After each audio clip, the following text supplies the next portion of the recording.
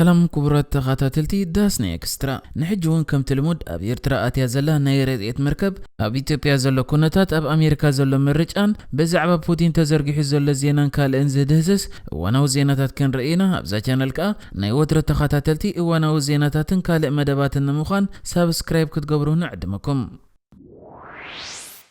هاجر هندي أبزز حلفك أربع سومنات حانتي ساجر كل تزبل شمات أميقه نز تفلاليها هاجرات رديت كتب زت تبقست مركبة أو دبات إيرترا بزحان إيرترا زخون رديت ركبة خمزة تفليتو إذا بمئة تونات زجمت نيمك برديت زحزت ساجر كل تزتبها المركب أبزز حلفك أربع معتات مع كنا زينة ناب إيرترا ونكت مزيات بهال زنبرت كوينا حجخ أكم تمدي باتو زنبرت نابو دبات عمزيا نترديت الراجفة خمزلان إتبا مئة تونات زمزن رديت كا كل مكب كم زخونني تغليصو منغست هنري نتقدم حجي ساغار حدا تبايلا ابكالوت هاجرات رديت ابصيحات تفلط مركب حجي ساغار كلته زبل شمات اميقو رديت صعينو نتنبز اوان قطباو صقمات زلون هاجرات رديت كتب زتبغست كوينا علما نايزا مركب كا سودان ايرترا جيبوتن دو سودان كويني يصنيحو ابز حلفه قربا معتات كا او ود بورت سودان ناي سودان نتن دو سودان زتحسب رديت دحر مرغافا حجي نابا صعمصيا بما ايتونات زغمت ناي مغبر رديت أراجفا خمزة تفليتو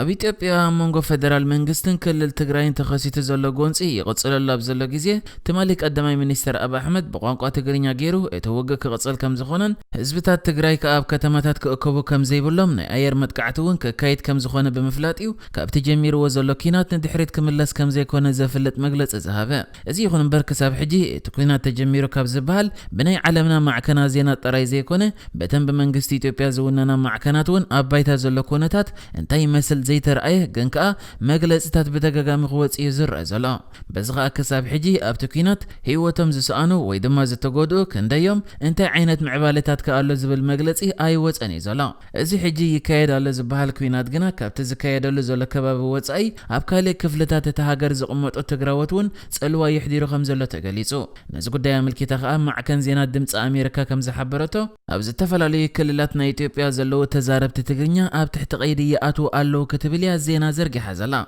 ابتتا معكن اوصاتو زلا زينا خا اب كم بينشانغولن غامبيلان زامسلو كبابيتات زركبو تولت تግራይ ዝኾኑ አባላት ፌደራልን ፖሊስን ከምኡውን ሲቪላውያን ነጋዶ ኣብ ትሕቲ ቀይዲ ኣትዮም ከም ዘለው ያገሊጻ በጀካዜ ተወለተ ትግራይ ዝኾኑ ዜጋታት በመንገድ ማዕረፈ ነፈርቲ ካብታ ሃገር ከይወጽኡን ተኸልኪሎም ከም ዘለው ያገሊጻ ዘላ እዚ ከምዚልን ከሎ ኸኣት መንግስት ክልል ትግራይ ምርጫ አይገበረን ኢሉ አፍልጦ አይህቦን የዝበሎ ቤት ምክር ፌደሬሽን ኢትዮጵያ ሎመን ትግራይ ብዝምልከት ሓድሽ ውሳኔ ይሕሊፉ ከም ዘሎ ተገሊጹ እቲ ዝኾነ ንክልል ትግራይ ዝውክል ዘይብሉ ባይቶ ኣብቲ ሓድሽ ውሳኔኡ ነቲ ኣብቲ ክልል ዘሎ መንግስት ብምእላይ ሓድሽ ክልላዊ መሰጋገር መንግስቲ ከምስርት ወሲኑ ከም ዘሎን ቀዳማይ ሚኒስተር አብ አሕመድ ከኣ እቲ መሰጋገር መንግስቲ ዝበጽሑ ምዕባለታት ኣብ ነፍሲ ወከፍ 3 ወርሒ ከቅርብ ከም ዝኾነን ተገሊጹ በዚ ከዓ ከም ውሳነቲ ቤት ምክር ፌደሬሽን ኢትዮጵያ እንድሕር ኮይኑ እቲ ክትግበር ዝሕሰብ ዘሎ መሰጋገር መንግስቲ ንክልል ትግራይ ሙሉ በሙሉ ክመርሕ ከምኡውን ኣብ ባጀትን ካልእ መንግስታዊ ስራሕን ዝነጥፍ ዝለዓለ ኣካል እቲ ክልል ክኸውን ይወሲኑ ዘሎ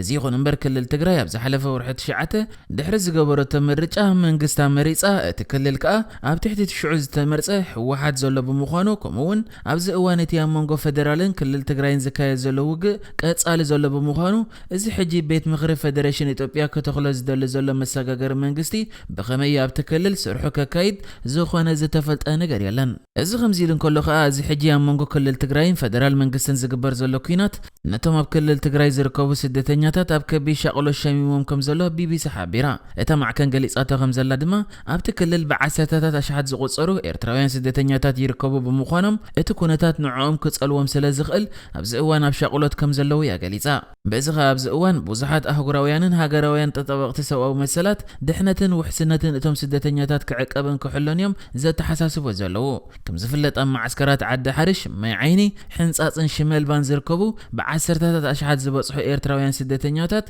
ቅድሚ እዚ ሕጂ ኣጋጢሙ ዘሎ ኩናት ብስጋኣት ለበዳ ኮሮና ከምኡ ድማ ብሕጽረት መሰረታዊ ቀረባት ኣገልግሎት ሕክምናን ማይን ከሽገሩ ከም ዝጸንሕያ እታ ማዕከን ወሲኻ ገሊጻ ዘላ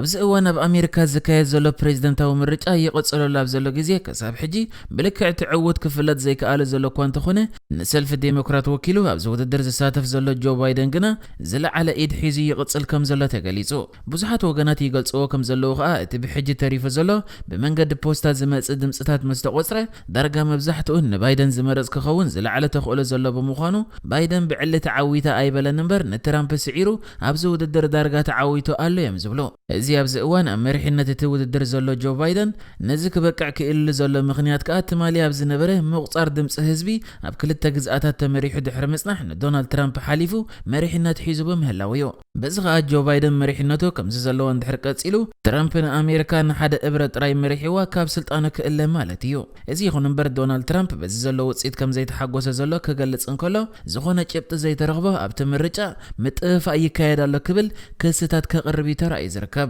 ማዕከናት ዜና ኣሜሪካ ከዓ ትማሊ ይህቦ ኣብ ዝነበራ ጸብጻባት ትራምፕ እቲ ኣብ ምርጫ ኣሜሪካ ምጥፋእ ይካየድ ኣሎ ዝብል ቃላቱ ከውፅእ ምስ ጀመረ ቅድሚ ሕጂ ኣጋጢሙ ብዘይፈልጥ መልክዕ ዘረብኡ ቆሪፀን ነቲ ዘረባ ሓቅነት ከም ዘይብሉን ኣብቲ ምርጫ ከዓ ዝኾነ ብጭብጢ ዝተፈልጠ ምጥፋእ ከም ዘየለን ክገልጻ እየን ተራእየን። ነዚ ዘሎ ኩነታት ብምቅዋም ከዓ እቶም መራሒኦም ዝሰዓሮም ዘሎ ደገፍቲ ትራምፕ ናብ ጎደናታት ዝተፈላለያ ገዝኣታት ወፂኦም ስርቂ ይካየድ ኣሎ እንዳበሉ ክቃወሙ እዮም ተራእዮም ዘለዉ። በዚ ከዓ እዚ ምርጫ ምስ ተዛዘመ ኣብቲ ሃገር ሓያል ጎንፂ ዝረኣየሉ ንዓብ ከይፍጠር ስግኣት ሓዲሩ ዘሎ። ነዚ ሕጂ ኣብ ኣሜሪካ ዘሎ ኩነታት ኣመልኪቱ ከዓ ሚኒስትሪ ጉዳያት ወፃኢ ጀርመን ኣብ ዝሃቦ መግለጺ ኣሜሪካ ካብ ናይ ሓደ ውልቀ ሰብ ሸው ንላዕል እያ። ኩሎም ወገናት ከዓ ክሳብ ውፅኢት ዝፍለጥ ዓቕሊ ክገብሩን ዝኾነ ነቲ ዘሎ ኩነታት ነዳደ ዝውስኸሉ ከዓ ዘይሓላፍነታዊ ስጉምቲ ዝወስድ ዘሎ ብምባል ነቲ ኣብቲ ሃገር ዝምዕብል ዘሎ ኣንጻራዊ ኩነታት ተቃዊሙ ዝርከብ።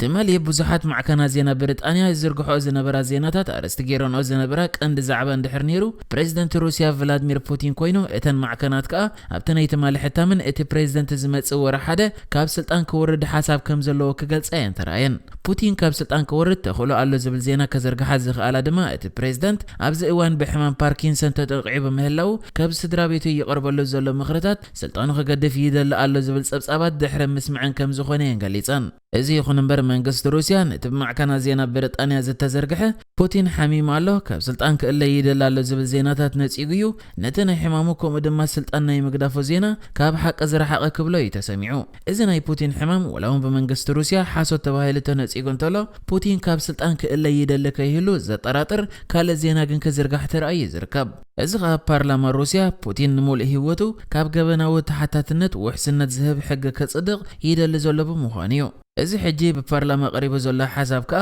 ፑቲን ኣብ ሙሉእ ህይወቱ ዝገበሮ ዝኾነ ይኹን ገበን ከይሕተተሉ ዝኽልክል ሕጊ ክኸውን እዩ። ከም ዝፍለጥ ኣብዚ እዋን ናይ ቀደም ፕሬዝደንታት እቲ ሃገር ኣብ ስልጣን ኣብ ዝነበሩሉ ግዜ ጥራይ ዝገበርዎ ተግባራት እዮም ከይሕተቱ ውሕስነት ዘለዎም ኮይኑ ኣብ ስልጣን ኣብ ዘይነበሩሉ ግዜ ግና ገበናት እንድሕር ኣለዎም ይሕተትሉ እዮም። እዚ ሕጂ ብፓርላማ ቀሪቡ ዘሎ ሕጊ ግና ፑቲን ወላ እውን ኣብ ስልጣን ዘይነበሩሉ ግዜ ወይ ከዓ ብሕጂ ኣብ ስልጣን ኣብ ዘይህልወሉ ግዜ ዝገብሮ ዘበለ ነገራት ከይሕተተሉ ከምኡ ድማ ውሕስነት ዘውህቦ ሕጊ ኮይኑ ኣብ ርእሲኡ ከዓ ቤት ምኽሪ ናይቲ ሃገር ፓርላማ ክሳብ ብሂወት ዘሎ ኣባል ኮይኑ ክቐጽል እዩ ዘፍቅደሉ።